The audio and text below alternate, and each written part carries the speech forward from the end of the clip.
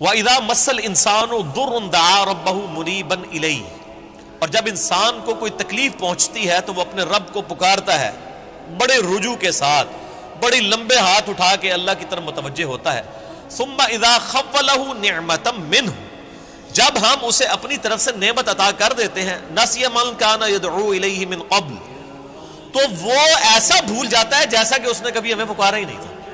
یہی ہوتا ہے، یعنی دنیا میں لوگ اللہ کو پکارتے ہیں، اللہ تعالیٰ مصیبت پریشانی حل کر دیتا ہے، اس کے بعد وہ یا تو اور ہستیوں کی طرف اس تکلیف کو دور کرنے کو منسوخ کرنا شروع کر دیتے ہیں، یا وہ کہتے ہیں جی میری تو پلاننگ ہی بڑی چنگی سی، دیکھو نا میں اس ٹائم بڑا منو سمجھ آ گئی سی کیا ہونا ہے تو میں کر لیا سی. تو انہوں اللہ کا بندہ جنی مرضی سمجھ آ جائے، اللہ کے سامنے تو اتنے فیکٹرز ہیں کہ کسی بھی انسان کو کسی بھی وقت وہ آنے واحد میں ہیرو سے زیرو اور زیرو سے ہیرو کر دے، اس کے لیے کوئی مسئلہ ہے. یعنی انسان کی ساری پلاننگز دھری رہتی. جیسا کہ مولا علی رضی اللہ تعالیٰ عنہ علیہ السلام کا قول ہے کہ میں نے اپنے ارادوں کے ٹوٹنے سے اپنے رب کو پہچانا ہے. یعنی میں پورا ارادہ کر لیتا ہوں، سارے کے سارے سرکمسٹانسز فیوریبل ہوتے ہیں میرے لیے، ڈن، اچانک پتہ ہی نہیں چلتا کہ یہ کیا ہو گیا. ایسا ہو جاتا ہے میرے بھائیوں. اور یہی چیزیں بیسیکلی اللہ تعالیٰ اپنا آپ انسان کو دکھاتا ہے کہ کوئی شخص اللہ تعالیٰ سے کبھی بھی آزاد نہیں ہو سکتا. حتیٰ کہ آپ دیکھ لیں سورۃ الکہف میں آیا کہ اے نبی علیہ السلام کبھی ایسا نہ ہو کہ آپ یہ ایک بات کہیں کہ میں کل یہ کام کروں گا اور آپ انشاءاللہ نہ کہیں. ایسا کبھی نہیں ہونا چاہیے، انشاءاللہ کے ساتھ کہنا ہے. اگر وقت کے پیغمبر کو یہ بات کی جا رہی ہے ہمارے محبوب صلی اللہ علیہ وآلہ وسلم کو کہ آپ نے کبھی مستقبل کے بارے میں انشاءاللہ کے بغیر بات نہیں کرنی، کبھی نہیں کرنا ہے میں کام کروں گا، مگر یہ کہ انشاءاللہ ماشاء اللہ کے ساتھ. کیونکہ انسان تو صرف ان فیکٹرز کو دیکھ رہا ہوتا ہے نا جو آپ کے سامنے. ہم نے کئی بار چیزیں دیکھی ہیں، ہر فیکٹر کاؤنٹر کرتے ہیں. میرے جیسا تو وہمی بندہ کوئی شاید چھوڑتا ہی نہیں ہے، پھر بھی کچھ کوئی نہ کوئی پاک نکل آتی ہے بیچو. کیوں نکل آتی ہے؟ انسان کبھی آزاد نہیں ہوتا اللہ سے، اس کی تقدیر سے کبھی آزاد نہیں ہو سکتا. اسی لیے الحمدللہ عرصہ دراز سے ہم اپنی پوری ایفرٹ کر کے اس کے بعد اللہ پر ہی توقع رکھتے ہیں. اور میں یعنی جتنا اپنے دنیاوی معاملات میں یا دین کے کام میں ریسورسز کو مینج کرنے میں وہمی ہوں نا، اس سے زیادہ میں الحمدللہ عرصہ دراز سے اللہ کے بارے میں وہمی ہوں کہ جب کچھ میں سب کچھ کر لیتا ہوں نا، اور مجھے سب سے زیادہ جس چیز کی ٹینشن ہوتی ہے نا وہ اللہ کی ہوتی ہے کہ اللہ تعالیٰ کو رکاوٹ نہ ڈال دے. اللہ کی طرف متوجہ رہتا ہوں ہر معاملے میں. اور اس کا میں نے پھر پازیٹیو رزلٹ دیکھا ہے کہ میرے بگڑے ہوئے کام جس میں نے کئی چیزیں اوور لک کی ہوئی ہوتی ہیں وہ پھر اللہ نے سنبھالی ہوتی ہیں، وہ خود بخود ریزالو ہونی شروع ہو جاتی ہیں. پتہ ہی نہیں چلتا کہ کہاں سے اللہ تعالیٰ معاملات کو سیدھا کرتا ہے. وَمَن يَتَّقِ اللَّهَ يَجْعَل لَّهُ مَخْرَجًا وَيَرْزُقْهُ مِنْ حَيْثُ لَا يَحْتَسِبُ. یہ قرآن کی آیت ہے سورہ طلاق کی. جو کوئی اللہ پر تقوی اختیار کرے گا ہم اس کو وہاں سے رزق دیں گے کہ اسے گمان بھی نہیں ہوگا. ان اللہ بالغ امری، اللہ تعالیٰ اپنے کاموں کو پورا کر کے رہتا ہے. اللہ نے جو ارادہ کر لیا نا جس کام کو بلوغت تک لے کے جانے کا وہ اس نے کر دیتا ہے. لیکن قد جعل اللہ لکل شیء قدرا، لیکن ہر چیز کے لیے اللہ نے ایک اندازہ مقرر کر رکھا ہے. یعنی جب وہ وقت آئے گا نا تبھی وہ معاملات ہوں گے، اس سے پہلے نہیں ہو سکتے. آپ جتنا مرضی ٹل لگا لیں، جس چیز کا جو وقت ہے وہ اسی وقت پہ ہو. تو اللہ تعالیٰ فرماتا ہے کہ یہ جب ہم ان کو عطا کر دیتے ہیں پھر یہ فوراً اللہ کو بھول جاتے ہیں. وہ میں اگلے دن وہ قاسم علی شاہ صاحب کی ایک ویڈیو دیکھ رہا تھا، انہوں نے بڑی اچھی بات کی واسف علی واسف صاحب کے حوالے سے. وہ کہہ رہے تھے کہ وہ بتا رہے تھے کہ اللہ کی طرف آپ کی توجہ اور توکل کا لیول کیا ہونا چاہیے.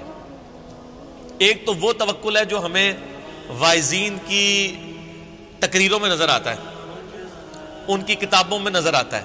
پریکٹیکلی وہ 1% اللہ پہ توکل نہیں کرنے والے ہوتے ہیں. اگر اللہ پہ توکل ہو تو وہ اپنے چاہنے والوں اور مریدین سے چندے اکٹھے نہ کر رہے ہوں اور ایک ایک چیز کی ٹینشن کر رہے ہوں، تو وہ ایسے معاملات نہیں ہوتے. وہ میرے ایک دوست ہیں، یہ واقعہ آپ نے یاد رکھنا ہے، میں دوبارہ آپ کو قاسم علی شاہ صاحب والا بعد میں سناتا ہوں. مجھے ایک اور واقعہ یاد ہے. میرے ایک دوست ہیں تو وہ کہتے ہیں کہ میرے ساتھ ایک پیر صاحب کے بیٹے جو ہے نا وہ کالج میں پڑھتے تھے، تو وہاں پہ کافی وہ عرس وغیرہ لگتا تھا، بڑے دور دراز سے لوگ آتے تھے. تو کہتے ہیں کہ وہ جب جن دنوں میں عرس ہوتا تھا نا تو وہ پولیس کو بار بار فون کر رہے ہیں کہ جناب سیکیورٹی کا بڑا خیال رکھنا ہے لوگوں دی جی، یعنی یہ لوگ آتے ہیں پچھلی بار بھی آیا ہو گیا سی ہے کی ہویا سی جیب کٹ کی تھی. میں نے نہیں دیکھا کہ پیر خانے پہ یا کوئی عرس پہ لوگ جا رہے ہوں, لوگ ان کو وہاں پہ مار رہے ہوں کہ یہاں ادھر کیا کرنے آئے ہیں. وہ تو بیچارے بڑے کمزور لوگ ہیں جو عرسوں کے خلاف ہیں, نہ ان کے پاس یہ کیپیبلٹی کہ وہ مارنے والے تو دوسری پارٹی ہیں.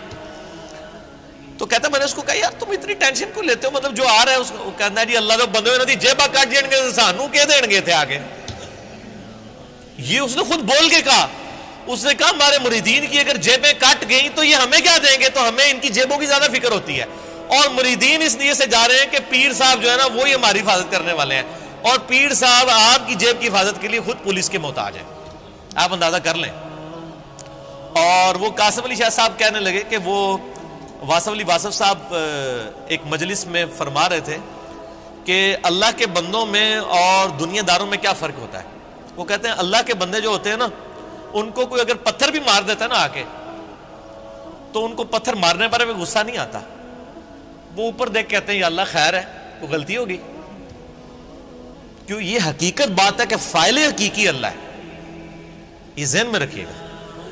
آپ کو جو مخلوق کی طرف سے تکلیف بھی پہنچتی ہے نا اس کا فاعل حقیقی بھی اللہ ہے, کیونکہ جو ہزاروں تکلیف کے درمیان ہرڈل بنا ہوا ہے اسی نے اجازت دی ہے نا کہ چلو ایک چونڈی انہوں وڈ لے جائے, کیونکہ ہزاروں تکلیفیں تو اس نے آلریڈی بلاک کی ہوئی ہیں, ہمیں تو پتہ ہی نہیں کہ کہاں کہاں سے. آپ نے اگر یہ چیز دیکھنی ہے تو آپ حیران ہوں گے کہ چھوٹے بچوں کا بڑا ہو جانا یہ معجزے سے کم نہیں ہے. بچے جس طرح اندھوں کی طرح بھاگتے ہیں, ایک کن پٹی پہ صرف ایک جو ہے کارنر لگنے کی مار ہے نا بچے کی ڈیتھ, بڑا بندہ مر جاتا ہے.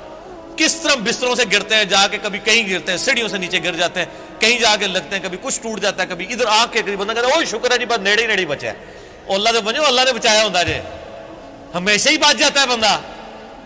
کتنے بچوں کی آنکھیں نکل جاتی ہیں بچپن میں, ورنہ تو آدھے ادھر جو ہے وہ کانے بیٹھے ہوئے ہوں.